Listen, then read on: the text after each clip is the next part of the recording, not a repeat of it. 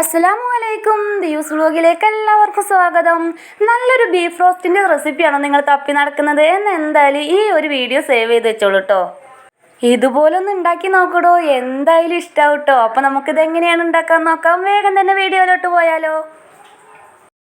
അതിന് വേണ്ടിയിട്ട് ആദ്യം തന്നെ ബീഫ് ഇവിടെ കഴുകി വൃത്തിയാക്കിയിട്ട് കുക്കറിൽ ഇട്ട് വെച്ചിട്ടുണ്ട്. ഇതിലേക്ക് കുറച്ച് സാധനങ്ങൾ ചതച്ചെടുക്കാനുണ്ട്.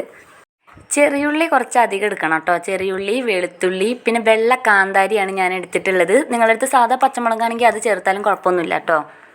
കുറച്ച് വലിപ്പത്തിലുള്ളൊരു ഇഞ്ചിയുടെ കഷ്ണം 4 കട്ട് ചെയ്തത് അതും കൂടി ചേർത്ത് കൊടുത്തിട്ടുണ്ട്. ഒരുപാട് അങ്ങോട്ട് അരഞ്ഞു പോകരുത്, ഈ ഒരു പരുവത്തിൽ വേണം കേട്ടോ കിട്ടാൻ വേണ്ടിയിട്ട്. ഇനി ഇതിലേക്ക് നമുക്ക് മസാലപ്പൊടികൾ ചേർത്ത് കൊടുക്കാം. 1 ടേബിൾ സ്പൂണ് കാശ്മീരി മുളക് പൊടിയാണ് കേട്ടോ ചേർത്ത് കൊടുത്തിട്ടുള്ളത്. സാധാ മുളക് പൊടി ചേർത്ത് കൊടുക്കുന്നില്ല. 1 സ്പൂണ് മഞ്ഞൾപ്പൊടി. മുളക് പൊടി എടുത്തിട്ടുള്ള സെയിം അളവിൽ തന്നെയാണ് കേട്ടോ മല്ലിപ്പൊടി എടുക്കേണ്ടത്. ഇനി ഇതിലേക്ക് 1 സ്പൂണ് കുരുമുളക് പൊടി, 1/2 സ്പൂണ് ഗരം മസാലപ്പൊടിയും കൂടി ചേർത്ത് കൊടുക്കുന്നുണ്ട്. ചെറിയ സ്പൂണിൽ 1 സ്പൂണ് ഉലുവ, ആവശ്യത്തിനുള്ള ഉപ്പും സ്വല്പം വെള്ളം കൂടി പോകരുത്. അടിക്ക് പിടിക്കാതിരിക്കാൻ വേണ്ടി ചെറുതായിട്ട് വെള്ളം ഒഴിച്ചു കൊടുക്കുന്നുള്ളൂ. എല്ലാം കൂടി കൈവച്ച് നന്നായിട്ടൊന്ന് കുഴച്ചെടുക്കാം. ഫ്രൈ ആയതുകൊണ്ട് തന്നെ വെള്ളം കൂടി പോവാതെ പ്രത്യേകം ശ്രദ്ധിക്കണം. എന്നിട്ട് അടച്ചു വെച്ചിട്ട് സാധാരണ നമ്മൾ ബീഫ് വേവിക്കുന്നതിനെക്കാട്ടിലും 1 വിസിൽ എക്സ്ട്രാ വേവിച്ചോ കുഴപ്പമൊന്നുമില്ല.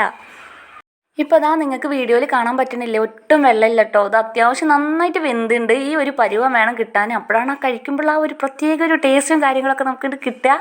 ഇനി ഇതൊരു പാത്രത്തിൽ 1.5 ടേബിൾ സ്പൂണ് വെളിച്ചെണ്ണയാണ് ഒഴിച്ചു കൊടുത്തിട്ടുള്ളത്. അതിൽ ഒരു വലിയ സ്പൂണിൽ ജീരകമാണ്, വലിയ ജീരകമാണ് ഇട്ട് കൊടുത്തിട്ടുള്ളത്.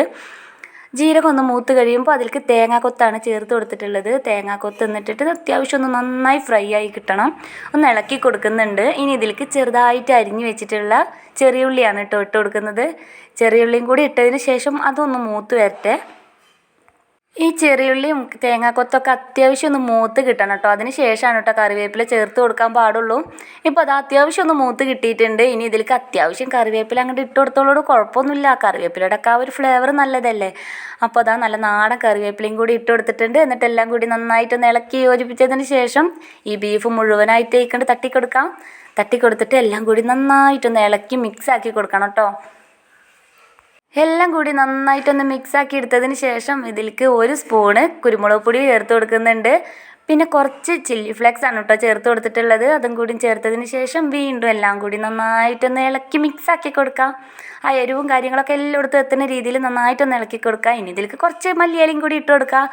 ഇപ്പോൾ ഇതാ നമ്മൾ ബീഫ് റോസ്റ്റ് ഇവിടെ റെഡി ആയിട്ടുണ്ട്. അപ്പോൾ ഒരിക്കലെങ്കിലും ഇതുപോലെ ഒന്ന് ഉണ്ടാക്കി നോക്കുക. എന്നിട്ട് ഫീഡ്ബാക്ക് കമൻറ്റിലൂടെ അറിയിക്കാം. അപ്പോൾ ഇന്നത്തെ വീഡിയോ ഇത്രയേ ഉള്ളൂ. ഇന്നത്തെ വീഡിയോ എല്ലാവർക്കും ഇഷ്ടമായി എന്ന് കരുതുന്നു. നാളെ മറ്റൊരു വീഡിയോയുമായി നമുക്ക് വീണ്ടും കാണാം. അതുവരെ ബൈ ബൈ.